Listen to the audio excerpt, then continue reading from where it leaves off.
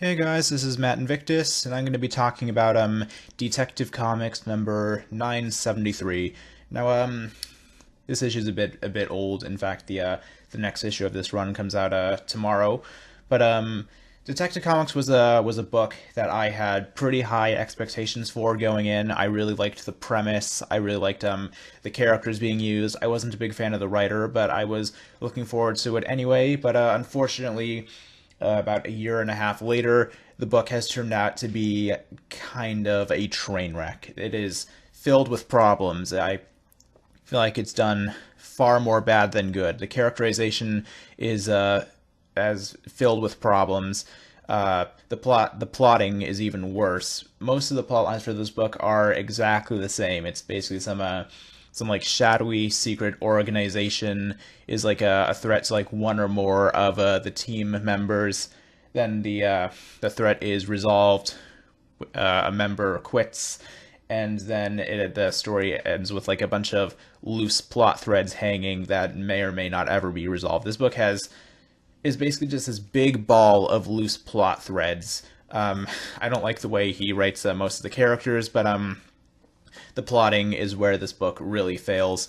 But that said, it does have its moments. It does have some good scenes. It has some entire issues that I feel are good, and I think this one is one of the better issues. I don't have any major problems with it. So I will be getting into spoilers later on, but not quite yet. So it's safe to keep listening.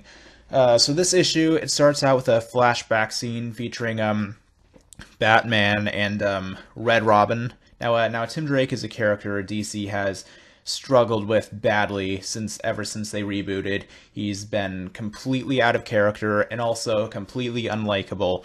And unfortunately, most of the time in Detective Comics, he's been written more like his unlikable, insufferably smug New 52 self than his old self. But this flashback scene at the beginning of this issue, he actually comes off pretty decently here. I feel like this book has some good ideas for his character, but it's just the execution that fails. They just consistently fail to get his voice right. But again, he comes off fine here.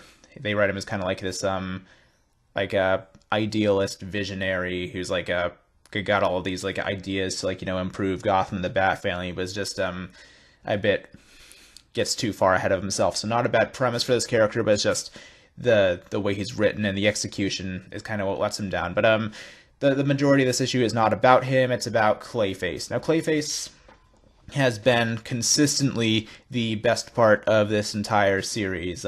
Pretty much everyone I know who's read this book, whether they hate it or not, thinks that Clayface has been handled well, which is surprising because not only is he a villain who's been like going through a redemption arc since this series began, but so from that he wasn't even really the best Batman villain. He was just kind of mediocre.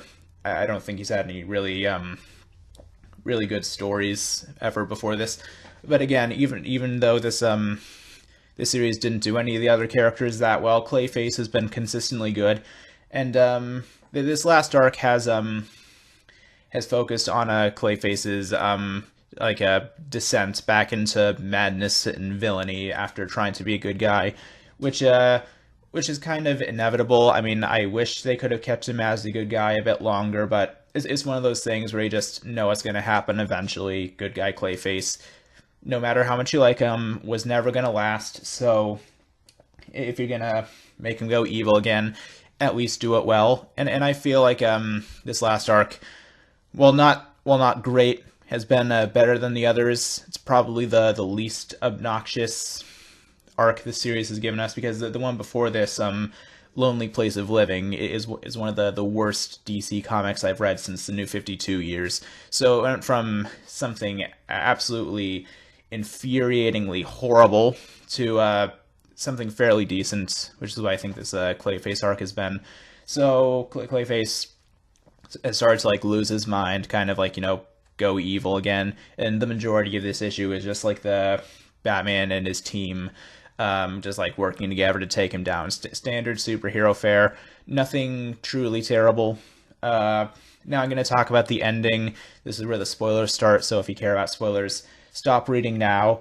At the end, Clayface appears to die. He is dead now, and I'm of two minds about this. On one hand, I think his death was handled fairly well. I think that overall this is an okay, fairly satisfying ending to his redemption arc, going from villain to hero and then coming to a tragic, sympathetic end. So I don't really have a problem with how it was written. But on the other hand, the best part of this series is now gone. Clayface was the one consistently good character that was decently written and decently likable for pretty much every issue, and now he is dead. And I'd be fine with that if the rest of the cast was just as good as he is, but unfortunately there's no one to really take his place now. Batman is basically just a supporting character in his own book. There's nothing great about this version of Batman at all. In fact, he's kind of a wuss. Not too terrible, but he's not, he's just not that good. And then you got I already talked about Tim. He has his moments, but overall he's just pretty unlikable. Not enough like his old self. The DC needs to just isolate the Tim Drake scenes that work and stick to that characterization, and then throw everything else out the window. I don't want any traces of New 52 Red Robin left on him. Then you got a Stephanie Brown spoiler who's kind of obnoxious overall. I really liked her character in the past. I really like pre-Flashpoint Stephanie Brown, but here she's like kind of a more abrasive, unsympathetic version of her older self. Then you got a Cassandra Cain who's not really annoying. She's just kind of one note. They haven't really done anything that interesting with her. She's pretty good in this issue. Like at the end, she's with Clayface when he dies. I thought she was fine there, but overall she's kind of one note. Then you got Azrael and Batwing, who are not terrible in this series, but again they're just supporting characters. They're not really enough to carry the series on their own. Then you got Batwoman, who is probably the least likable character in this book. Again, I liked some of her older appearances fine, but in this one she's just kind of abrasive, and unfortunately the upcoming arcs seem to focus a lot more on her. So yeah, they got rid of the best character in the series by far, and in place they're going to focus on probably the worst of them all. Good news, Tim Drake, Red Robin, seems to be appears to be quitting the book based on one of the solicitations, which I think is good for him, because this writing team does not, this writer and these editors do not understand him that well. So I think it's best for him to get the fuck out of this series, and I'll probably keep buying it even through the Batwoman arc, because just for the sake of supporting characters I like, because it's not a very good series, but at the same time it's not the worst DC comic at the moment. So I don't like it too much, but I'm willing to suffer through it just to support some of my favorites. So those are all my thoughts for now. Thank you for watching, and be sure to subscribe. Good night, everybody.